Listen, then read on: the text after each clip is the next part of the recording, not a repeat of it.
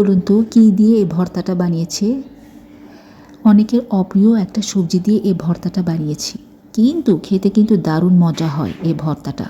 শীতকালে মূলা একটু কম জনপ্রিয়, অনেকে তো দেখতেই পারে না, কিন্তু আমার মূলা কিন্তু খেতে বেশ ভালো লাগে।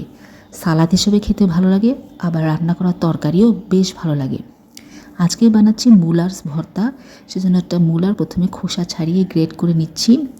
এখন দিয়ে দিচ্ছি স্বাদ মতো লবণ আর টালা মরিচ আর লবণ একটু ভালোভাবে স্ম্যাশড করে নিচ্ছি। দিয়ে দিচ্ছি তেঁতুল। এই ভর্তার আসল জিনিসই হচ্ছে তেঁতুল। তেঁতুল ছাড়া এই ভর্তাটা খেতে ভালো লাগবে না, সেজন্য অবশ্যই তেঁতুল দিতে হবে। তেঁতুল দিয়ে সব কিছু খুব ভালোভাবে মাখিয়ে নিচ্ছি। দিয়ে দিচ্ছি সরিষার তেল। সরিষার তেল দিয়ে আরেকটু ভালোভাবে মাখিয়ে নিব। স্বাদ বাড়ানোর জন্য দিয়ে দিব ধনেপাতা কুচি। তৈরি আমার অত্যন্ত মজার মূলার ভর্তা। বাসায় একবার হলেও তৈরি করে দেখতে পারেন, আশা করি ভালো লাগবে। আমার তো বেশ ভালো লাগে। শীতকাল এলেই আমি মাঝে মধ্যে এই ভর্তাটা বানিয়ে খাই। আশা করি আপনাদেরও ভালো লাগবে। ভালো লাগলে একটা লাইক প্লিজ।